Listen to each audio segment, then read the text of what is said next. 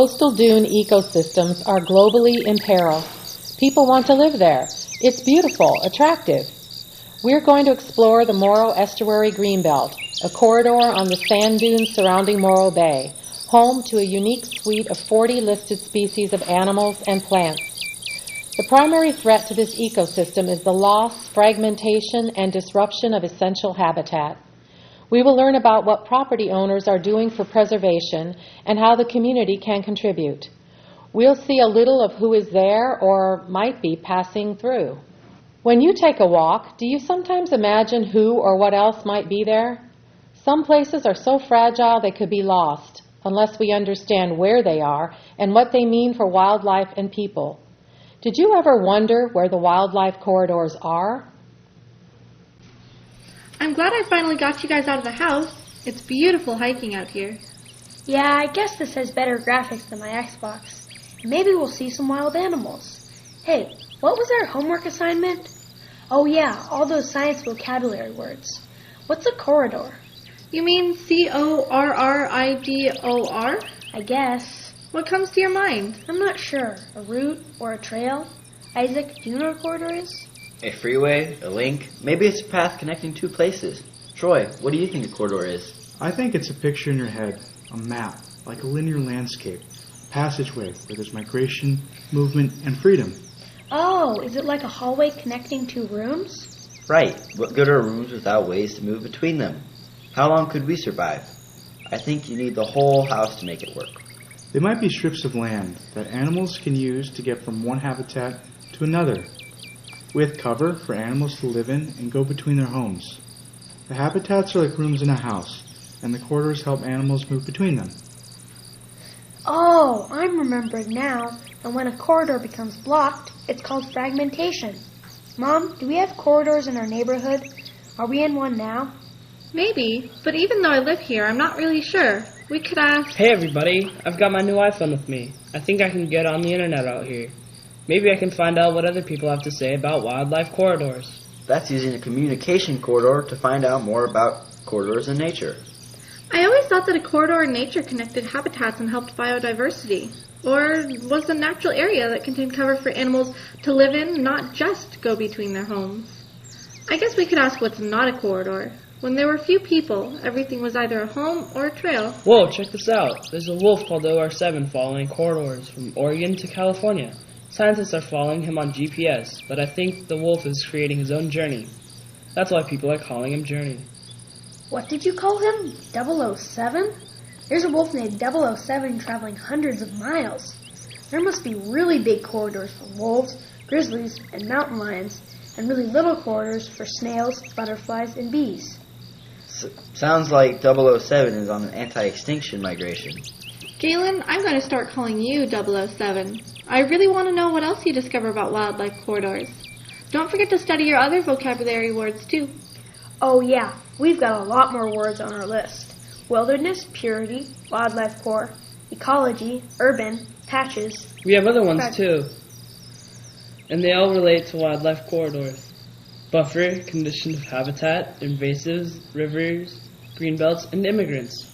Now I really want to find someone to ask about preserved land and wildlife corridors here in our own backyard. I bet we're hiking them and driving through them without realizing it. Wouldn't it be something if we were on the moon looking down? We could see the big picture.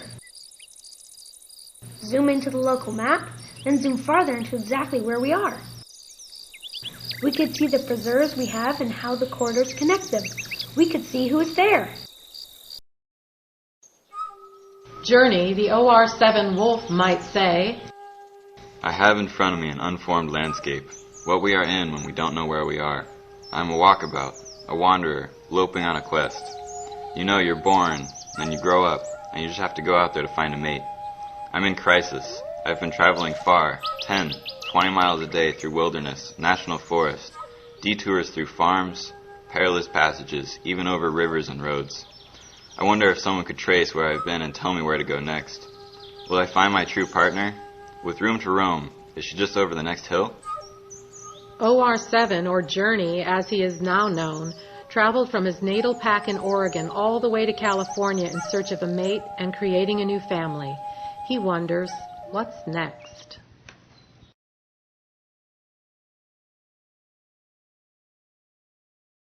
We're next. Hi, I'm Gregory Garindo. I'm Justin St. John. And I'm Madeleine Haim. We used to go to Los Osos Middle School. We started the Earth Club in 1999.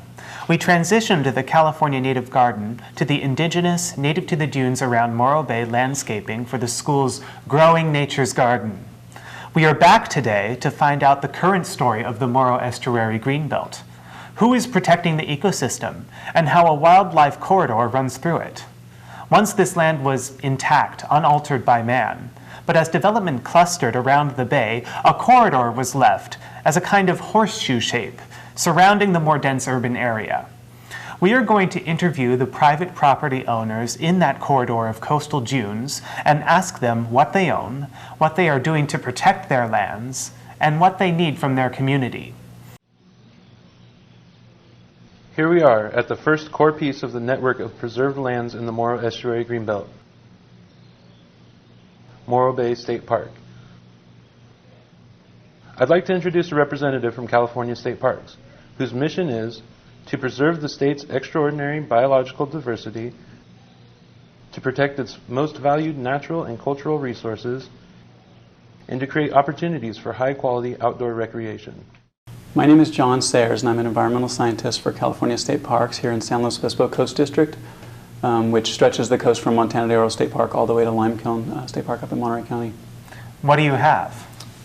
Within Morro Bay State Park, we have about 2,800 acres of grasslands, hills, rocky outcroppings, the estuary itself. It started as a park back about 1934 when the Civilian Conservation Corps and the Works Progress Administration folks came to town to convert the old country club into the golf course and campground. And originally it was Morro Rock, the campground and golf course itself, part of the estuary, and Black Hill.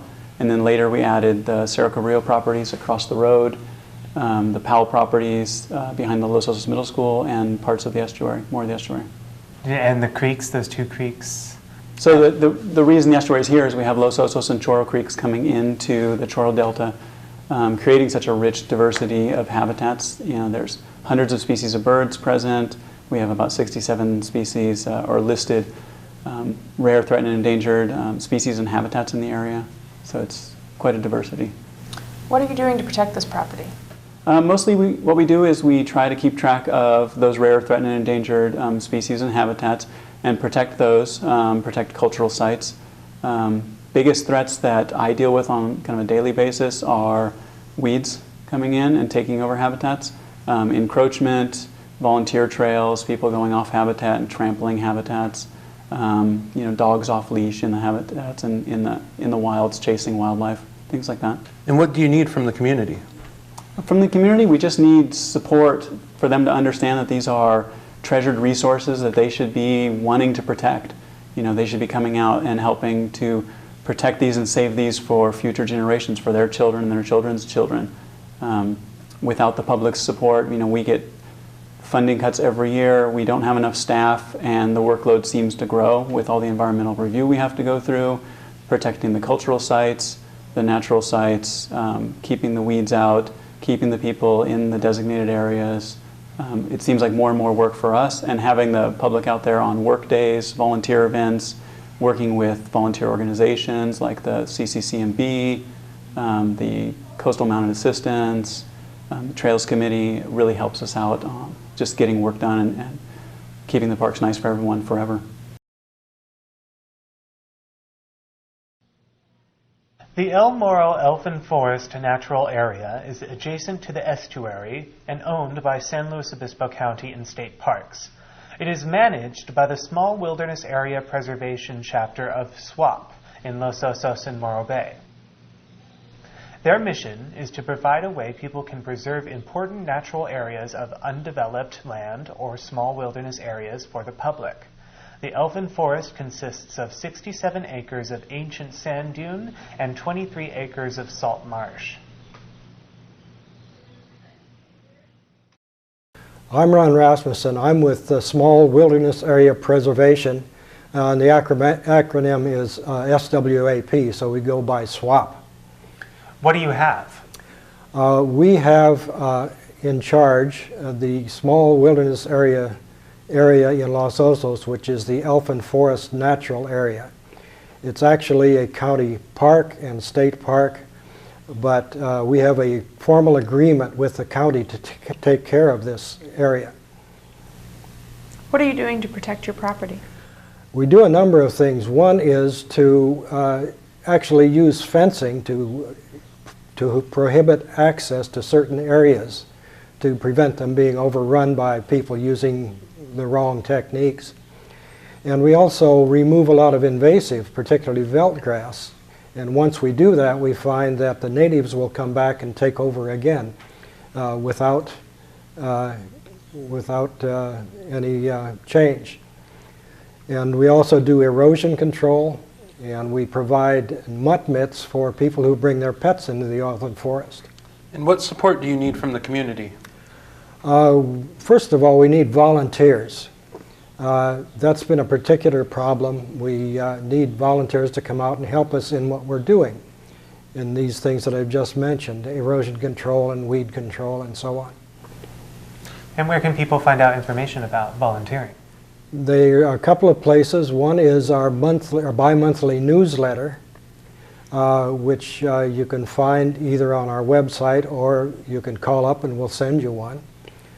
The website is www.elfin-forest.org, and if you go to this website, you'll see many things about the Elfin Forest and all the information you can possibly want.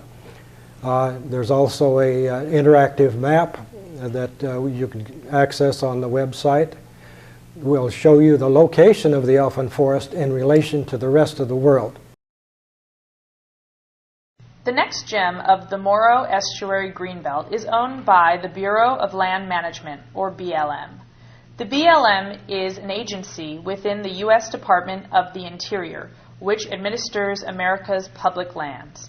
These lands fall under various categories of use and preservation.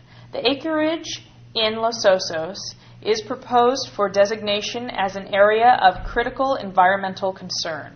The mission of the BLM is to sustain the health, diversity, and productivity of public lands for the use and enjoyment of the present and future generations. So hi, my name is Amy Kuritsubo, and I'm a wildlife biologist for the Bureau of Land Management out of the Bakersfield Field Office. What do you have? So the Bureau of Land Management has 5 acres across the street from the Los Osos Middle School. We purchased this in 2001 because it's habitat for the Morrow shoulderband snail, the Morrow manzanita, and several other rare and sensitive species. And the area is also part of an area that contains many places that are important to Native American peoples. And as you mentioned, part of the Bureau of Land Management's mission is to help protect and preserve important cultural and biological resources like those found in the Los Osos and the Morro Bay area. And one of the things that we often do is to partner together with others, like here in this Morrow Estuary Greenbelt project. And I think that that's really important in California because we have such a diversity of cultural resources and biologic resources that there are so many places that we can work together to protect. And one of the things I personally like about this Los Osos parcel that BLM has is it's such a small parcel, but it can still make an important contribution to the overall project. And I think it's a great reminder to remember that we shouldn't underestimate the value of just doing some little things. What are you doing to protect your property? Well, BLM has archaeologists and biologists that inventory and monitor the lands. And because the dune vegetation is really fragile, we're trying to prevent new trails from becoming established. And we also want to try and restore vegetation on some of these trails. We're concerned about the invasive species like the veldt grass and the ice plant on the area. We also would like to reduce the amount of trash and other foreign material on the parcel, such as pet waste and paintballs. And then, as you mentioned, we're going to designate this area as an area of critical environmental concern. What do you need from the community? Well, the community's already done much to help BLM. They've done a lot with removing the veld grass and the ice plant, so we're hoping that they'll continue to do that. People can spread the word about how fragile the vegetation is and why it's important to stay on the trails. People can continue to pick up after their pets and help keep all the parcels free of trash and other foreign materials. And then I think that if people see something that they think that BLM should know about, or there's something that we need to do, they should call us and let us know so we can take care of that for them. E.O. Wilson might say, "Did you ever study ants as a child? How did they follow each other? I discovered chemical corridors that ants leave, and corridors for wild snails, butterflies, and bees. I described the evolutionary and ecological processes occurring through corridors. Within groups, the selfish are more likely to succeed. In competition between groups, groups of altruists are more likely to succeed. You could say that is a corridor of trust and gratitude." E.O. Wilson was awarded the Pulitzer Prize for General Nonfiction and was one of Time magazine's 25 most influential people in America. He just finished his 30th book, The Social Conquest of the Earth. Young adulthood is a key period for developing awareness and positive attitudes toward nature. Some schools have programs to teach and experience local biodiversity, and habitats are even growing their own native landscapes. A living laboratory on site. The Los Osos Middle School has a contest, and the winners will share with you why they care about learning about and working in one of the rarest ecosystems in North America. The entire 7th grade has a curriculum about coastal dunes, inside the classroom and outside where they are restoring the land. The new Growing Nature Garden Fund has been set up to support the contest and program materials. So at this time, what I'd like to do is introduce Ms. Stoneman to come up and present some awards to some students who participated in the Coastal Dunes Awareness Project. Ms. Stoneman. Okay, good morning. So everybody here has participated in making the Coastal Dune Project work through your science classes. How many people in here have participated in 7th grade science? You've done 7th grade science in here. You either this year you did it or last year you were a 7th grade science student. Okay, so all of you guys got an award for our school. And this started in 2000. The first year I started teaching, somebody said, hey, we're trying to buy a bunch of land around the school and around Los Osos and protect it. The bay was filling up. We were building a bunch of houses, and the bay was filling up, and it was smothering the fish, and we were having problems with the fisheries, and all the fishermen were upset. They were losing their businesses, and we thought, what can we do about this? So they started a fund to raise money and buy some of the properties around here. Right across the street, bordering our school, they said, we'll make a deal with you guys. If you teach the kids at the school about what's here, we'll give you a cheap price on this piece of property.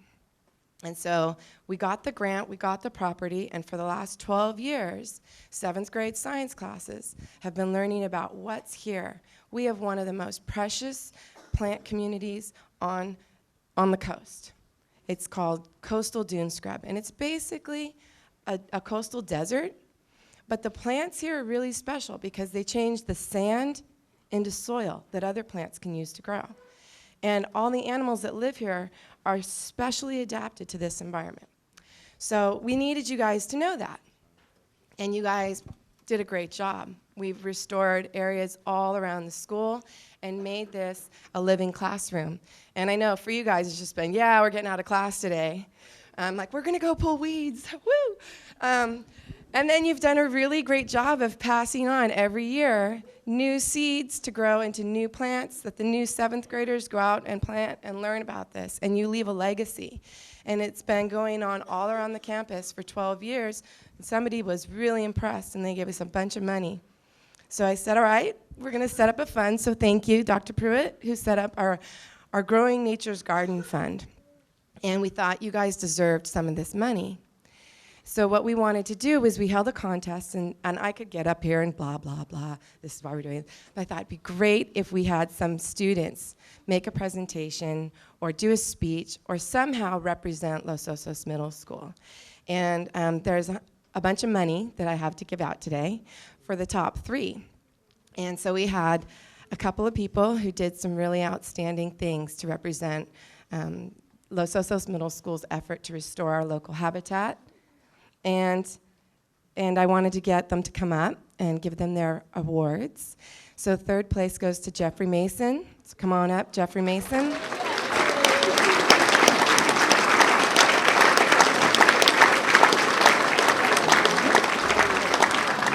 And I just want to say thank you for doing that. And you get some money. You want to check it out real quick? You get some cash for this.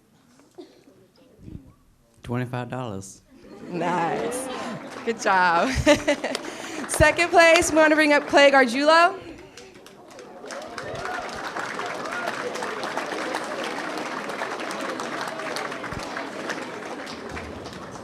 Whoa, way to make an entrance. And we're just really proud of the time that you took to speak on behalf of everybody here. $50. Good job. Clay, come back. Come back, Clay. We're going to make you stay up here. Come on over here. But for the 1st place winner, I really wanted her to come up and read a little bit about what she wrote in her speech to represent really why this is important, and that's Jenna Rodden. She gets $100. Come on up, Jenna. Jenna Roden, sorry. Jenna Roden. Yay, Jenna.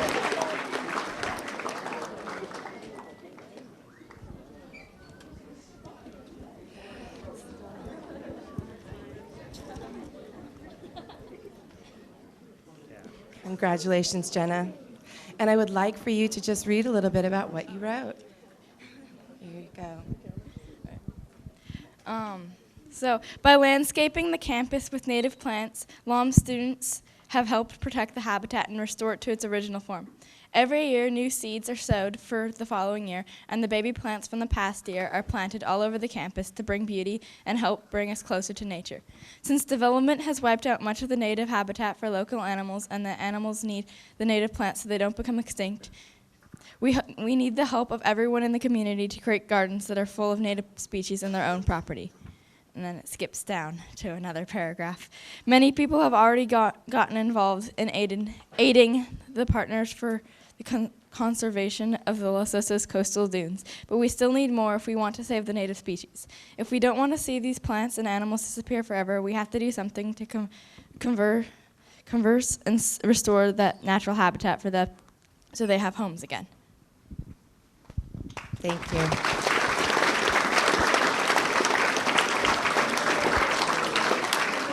So I just wanted to say we're really proud of you guys for representing everything that's been going on, and you guys have all participated and made Los Osos Middle School proud, and we still need more volunteers to help us with this, but thank you for leaving us with such a positive legacy to pass on to next year. Thank you. Good job, you guys.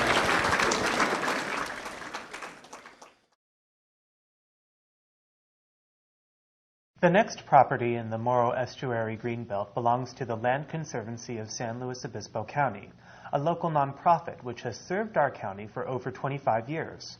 Through voluntary and collaborative measures, the Land Conservancy of San Luis Obispo County works to permanently protect and enhance lands having important scenic, agricultural, habitat, and cultural values for the benefit of people and wildlife.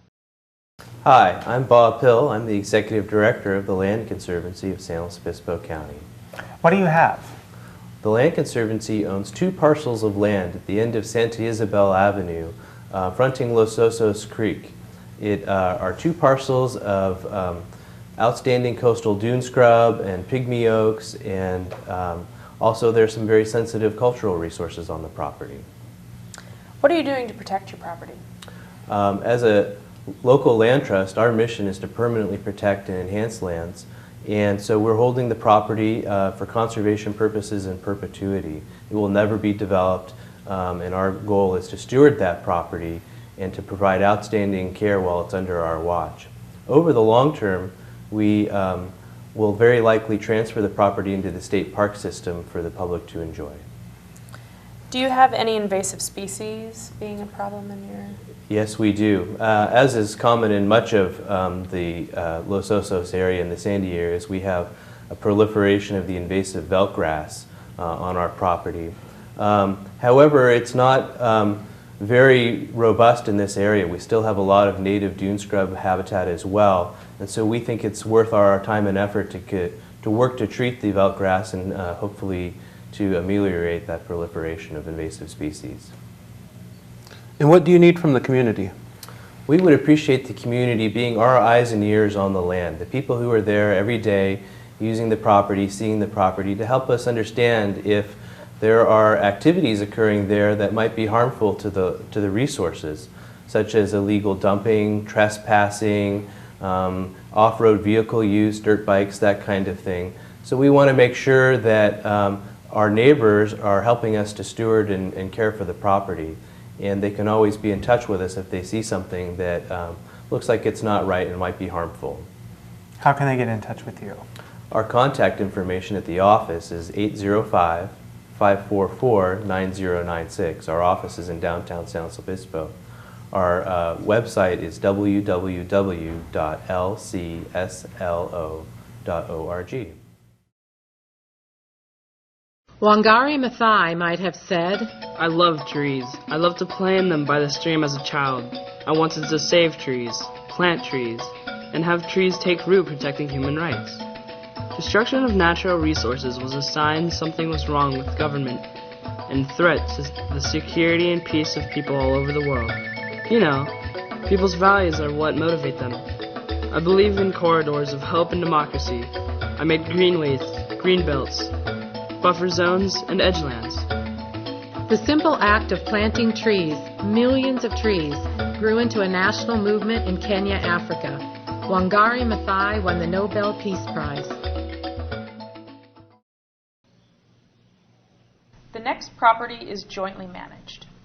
The Natural Resource Conservation Service mission is to provide conservation leadership to landowners throughout the U.S. as a part of the Department of Agriculture.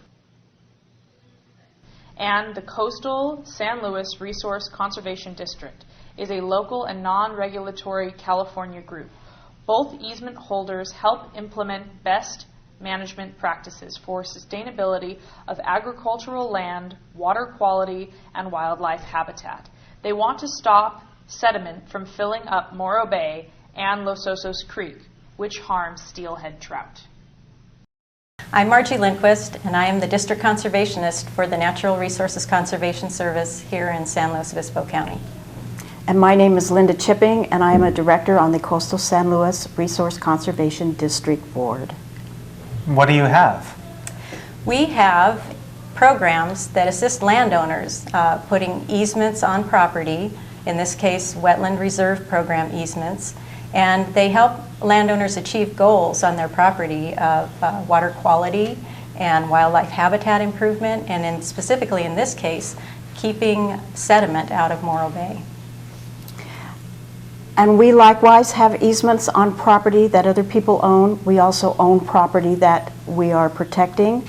The property that we own, we usually have a management plan, and we follow that guideline to keep it in good shape. What are you doing to protect your property? The property isn't really ours to protect. We are an agency that provides assistance to landowner through our programs. So our main function is to make the landowner aware of the program, to describe how it might benefit them in their particular situation, and help them implement the program on their property. We have a memorandum of understanding with the Natural Resource Conservation Service, and we coordinate very much the same type of activities as they do. And what do you need from the community? I think what we would like the community to understand and appreciate is the fact that these programs do exist, that they assist landowners right here in their own backyard.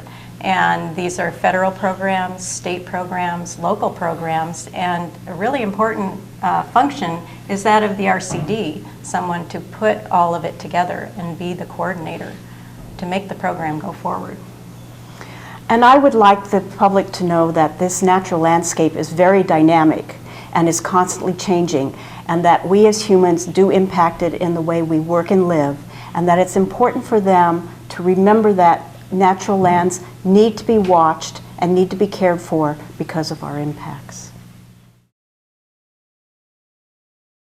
Another state park property is the Los Osos Oaks State Natural Reserve.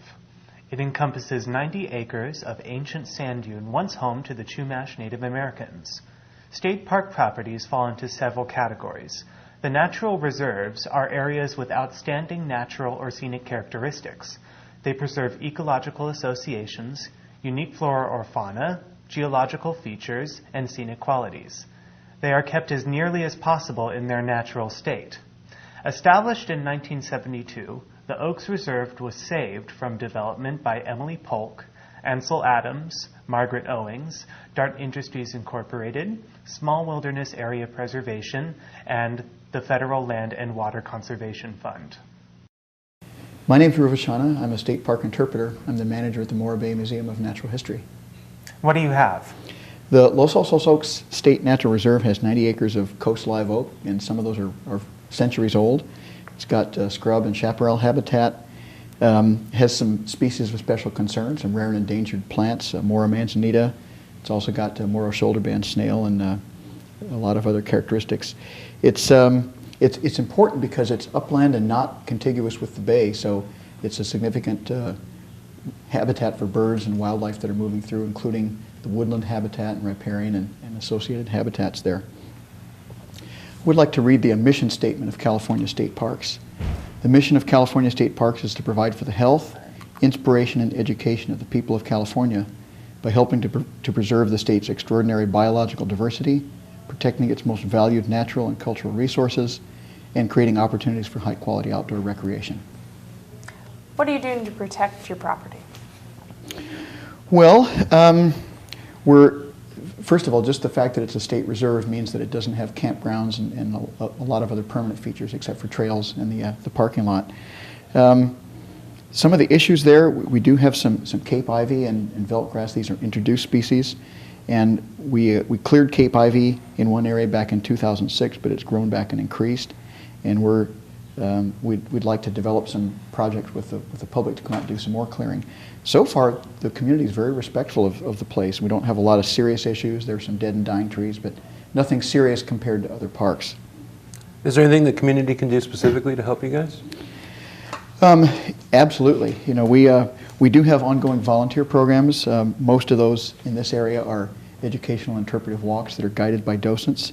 We have a trail crew, but a lot of their work is in other parks. But you know, if the public just remembers that everything is protected, and if they remember not to pick anything, gather or collect, and I'd like to encourage people to bring a trash bag and pick up litter they find on the trail and in the parking lot. It's just something I do when I go there.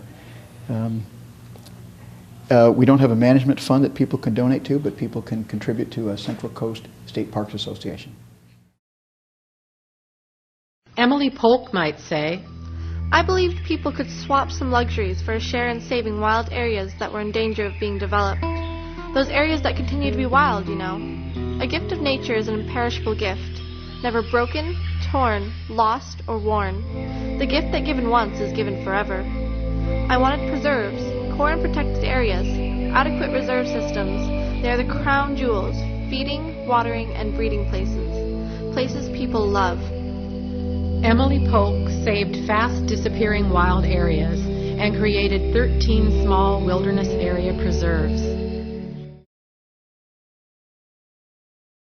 The California Department of Fish and Game owns several parcels in the Morro Estuary Greenbelt, including the Morro Dunes Ecological Reserve, a core anchor of habitat for the entire ecosystem. The mission of the Department of Fish and Game is to manage California's diverse fish, wildlife, and plant resources. This includes protection to ensure the survival of all species and their natural communities upon which they depend, for their intrinsic and ecological values, and for their use and enjoyment by the public. Fish and Game also manages the Morro Bay Wildlife Area on the estuary and the Ecological Reserve on Morro Rock. Hi, I'm Bob Stafford with the California Department of Fish and Game. I'm an environmental scientist with the department, and I cover San Luis Obispo County, all of our lands, as well as all of our wildlife issues. What do you have? We have about 286 acres in the Greenbelt area. We started our first acquisitions in 1978, where we got 50 acres adjacent to Montana de Oro State Park, primarily for Morro Bay kangaroo rat. We updated that with acquisitions in 2001, and then again in 2004 with the Bayview piece, which is one piece that is talked about quite a bit. It's the biggest piece that was left at the time we made the acquisition within the Greenbelt, and it connects the Montana de Oro to Los Osos Oaks Reserve, and again, it's that largest piece of the property. It's really important to us because given the loss of sage habitat in maritime chaparral, this is a very good spot and place to do restoration as well as do conservation, which meets our mission. What are you doing to protect your property? Well, we're doing a couple of different things. I mean, one thing we're doing is we're working with all the partners in the area. I think one thing that's really important to understand is that none of us exist in a vacuum. Is that one thing on one of our properties affects somebody on the other side, whether that be eradication of veld grass, which is a big issue, or is as much as doing even a trail system, is because we don't want to have a trail that goes into nowhere. So the other challenges we have is we have an urban interface that in a lot of our wildlife areas or ecological reserves, we don't have that issue. So here we have, safety of houses as well as, both ways going back and forth. And so we're working with CDF as well as, or CAL FIRE, as well as state parks on those issues. What kind of support do you need from the community? Well, one thing we need from the community is, one thing we have had issues with is, unauthorized trails being constructed. And in some places, some of these trails have gotten to be like 6, 7, 8 feet deep. So what we're wanting to do is work with the community to find a good trail system, and again, across jurisdictions so that it doesn't impact one person or another. It's still allowing access to the, to the facility and to the, the things that we strive as being so important. We'd like to introduce open space properties owned by the County of San Luis Obispo, managed by the General Services Agency or by the Department of Public Works.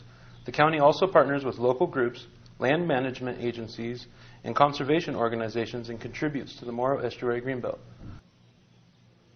The county's goals are for the overall well-being of the community by ensuring that key parcels are preserved for the long-term benefit and safety of people, and by carefully managing growth while protecting our natural resources. I'm Bruce Gibson. I'm the 2nd District Supervisor for San Luis Obispo County. What does the county have? Well, in the area around Los Osos, we have a number of parcels, big and small. The big ones that I think are really important for this project are a site called the Broderson site, which is about 80 acres, and a site in town that's now called the Midtown site, and that's about 12 acres. Now, what are you doing to protect these properties? Well, both of these properties are involved in the Los Osos wastewater project, which we expect to start construction very soon, in a couple of months or so. And at the Midtown site, we have a lot of work to do to bring it back to the habitat that it was before a previous attempt at a project graded it and actually destroyed a good bit of the habitat. So we're going to be revegetating it, where before we do that, we're actually going to be regrading it so that it has more natural contours. Up on the Broderson site, which is 80 acres on the edge of town and butts up against some of the open space that's already there, we actually have to install one of the facilities for the wastewater project, which is a leach field. And as part of the conditions of that permit, we are going to do a lot of habitat restoration up there, trying to really bring it back to what it was and make it work with the habitats that are nearby it. Both of the properties at Midtown and at Broderson are going to be preserved with long-term agreements that are going to keep them in their pristine habitat state for as long as we're operating the project. What kind of support do you need from the community? Well, in the near term, we need the understanding of the community to know that there's a lot of work to be done to get things in place. Over the course of time, the community will be a natural supporter in that there will be costs associated with maintaining these projects that will be passed through to the community as part of their sewer bills. But I think there's a real benefit there as well. In that where we do these restorations, there's going to be chances for public access, and with that, chances for public education. And I think that that's really going to be an opportunity for everybody, young and old alike. There's going to be a lot of wonderful new plants and animals that are going to start showing up in places where we haven't seen them before. Thank you. Thank you. It's my pleasure. Rachel Carson said something like, I saw birds drop from the sky, good insects killed along with the pests, contaminated water which could poison fish and people who swam there, a runoff into a silent spring. I thought of clean water all the time and beautiful migrations of birds which would no longer exist. I spoke out for ecological integrity, keystone, flagship, and umbrella species, the canaries in the coal mine, who warned, if I die, you might be next. Rachel Carson wrote Silent Spring, which warned of the unintended consequences the use of chemicals had on water, birds, insects, and people. She called them biocides, not just pesticides. She started a green revolution in the 1950s and 60s. She was awarded the Presidential Medal of Freedom, lived a brave life, and with her transformative writings, she spoke out for us all. Sweet Springs Nature Preserve is owned by the Morro Coast Audubon Society. It also is a program of important bird areas, a global effort to identify and conserve areas that are vital to birds. Audubon's mission is to conserve and restore natural ecosystems, focusing on birds, other wildlife, and their habitats for the benefit of humanity and the Earth's biological diversity. The local chapter's land policy promotes the appreciation, conservation, and restoration of ecosystems in San Luis Obispo County. Hi, I'm Jennifer Moonjan, the president of Morro Coast Audubon Society. What do you have? We have a number of properties in Los Osos. The most well-used and extensively managed is at Sweet Springs, and we have 32 acres there, 24 of which were acquired in 1992 from the Coastal Conservancy, and an additional 8 that were acquired in 2008, and which we hope to open in the near future when we get through the county process. We have a number of sensitive species on the property, including two federally listed plants, one of which only occurs naturally in Morro Bay any longer. And we have some wildlife that is also sensitive, the federally endangered Morro Band shoulder snail, the southwestern pond turtle, California red-legged frogs, and monarch butterflies. In general, though, the area is just an extensive wildlife refuge area for the wildlife on Morro Bay. What are you doing to protect your property? Well, we are focused on our mission, which is to restore and appreciate natural habitats, native natural habitats in and around San Luis County, and particularly in Morro Bay. And currently, we are undergoing a major restoration project at Sweet Springs Preserve, on the central Sweet Springs Preserve, and we hope to continue the restoration on our newly acquired land. And that involves a lot of invasive vegetation removal and then additional native plantings. And we continue to build infrastructure at Sweet Springs and to provide the best and most natural enjoyment for the community there. We do have some vandalism, and we do have just in general public use issues that we work on daily, but we continue to address those issues in the most context-sensitive way possible. What kind of support can the community offer? The community is wonderful, and they volunteer often on our restoration parties the second Saturday of every month. And that involves removing invasive weeds and vegetation and putting in native vegetation. And that includes watering and mulching. We also ask the community respect and appreciate the preserve by picking up their litter, picking up after their dogs, and staying on the trails. As many know, it's a very expensive endeavor to have the preserve and to have it open to the community, so we appreciate any financial contributions that you can do for us to upkeep the preserve. We also have a special Sweet Springs Fund that they can donate to directly. Our Morrow Estuary Greenbelt Wildlife Corridor ends in the anchor of this globally imperiled coastal dune ecosystem, Montana de Oro. This 10,365-acre state park blends the mountain of gold of the coastal chaparral, marine terrace, and 4 miles of sand spit to the ocean. If ever there were a story of the state's mission to protect natural resources and allow opportunity for outdoor recreation, this is it. Enjoyed by locals and international visitors, it is certainly a gem of the Central Coast. Hi, I'm Regina Orr, and I'm an environmental scientist at Montana de Oro State Park. Hi. What do you have in terms of your property? What we have? Well, in 1965, Montana de Oro State Park was purchased by the state of California for use as a park. It was protected because of its spectacular scenery and its many rare and endangered plants and animal species. And we also have a vast array of recreational opportunities. And some of these recreational opportunities include hiking and mountain bike riding and horseback riding along Montana de Oro's 26 miles worth of trails. There's also opportunities for camping and picnicking and fishing and surfing, exploring tide pools, and even bird watching. Because as an important rest stop along the Pacific Flyway, Montana de Oro has hundreds of bird species. And there's also many resident bird species at Montana de Oro, and some of these are rare and endangered.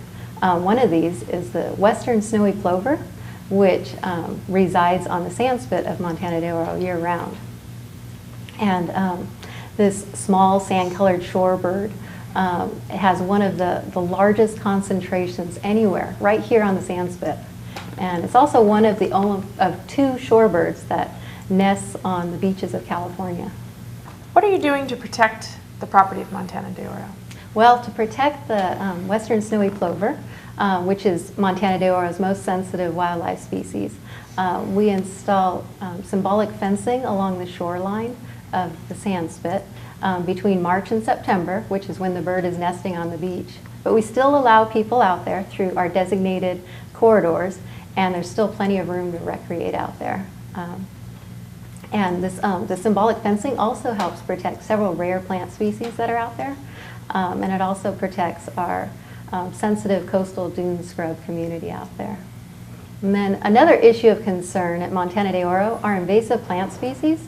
And one of our main invasive plant species out there is the eucalyptus, which was planted in 1908 by Alexander Hazard for lumber.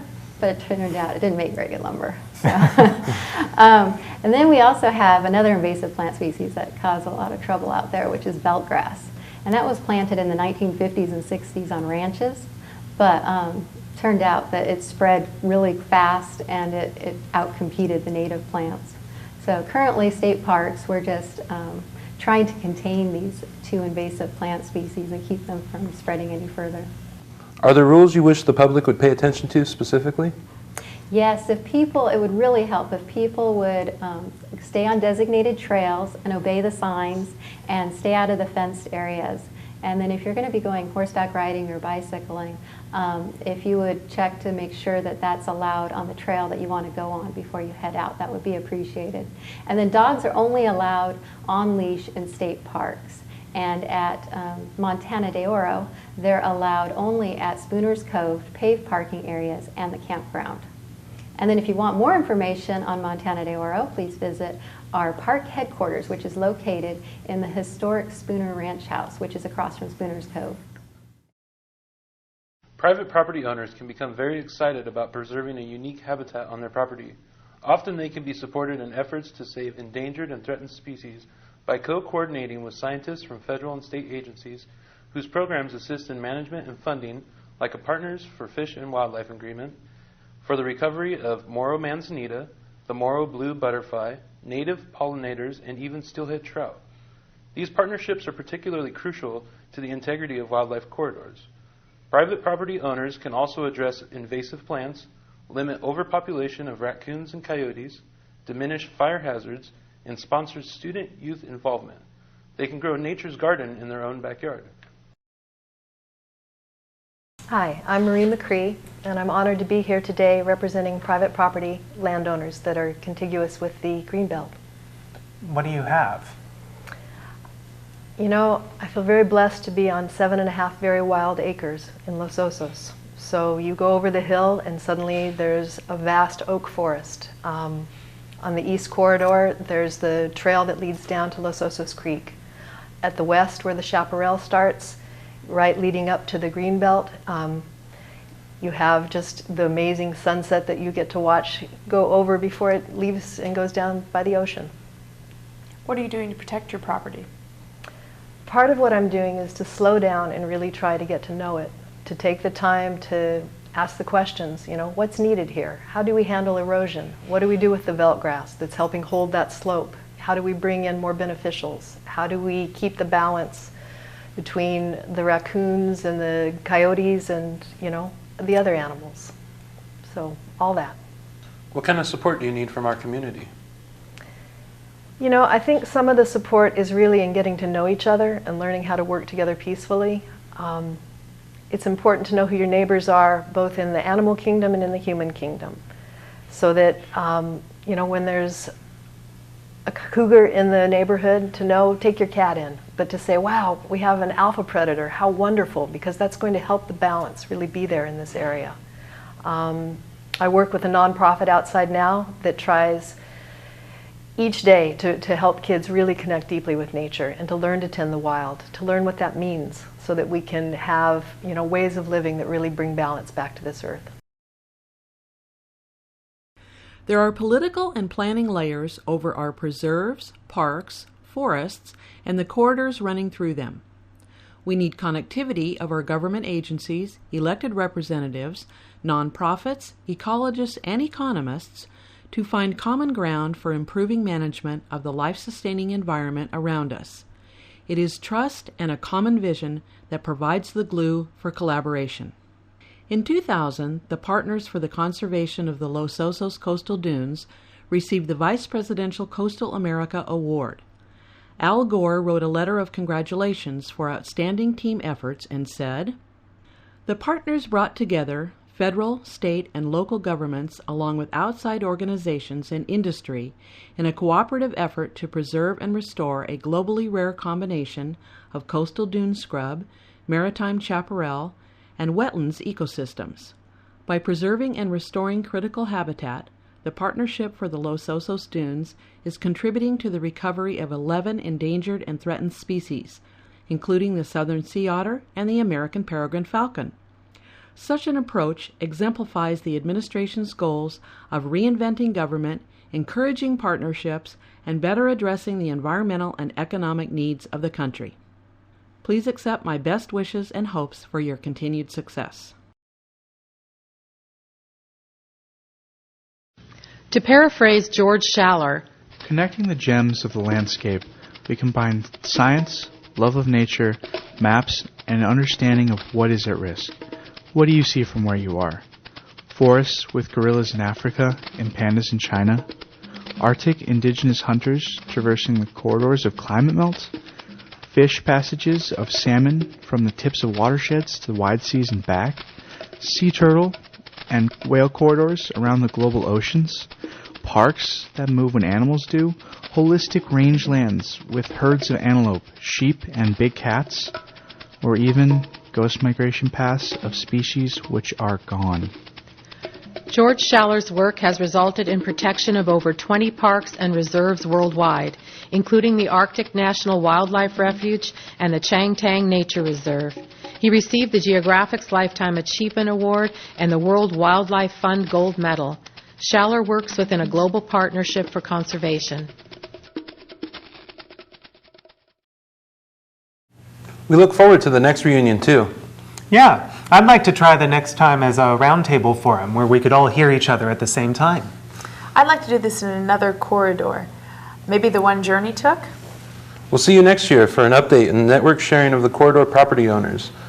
What is new and how the community came together for the protection of their beautiful and life-supporting surroundings. All it takes is one to start the journey.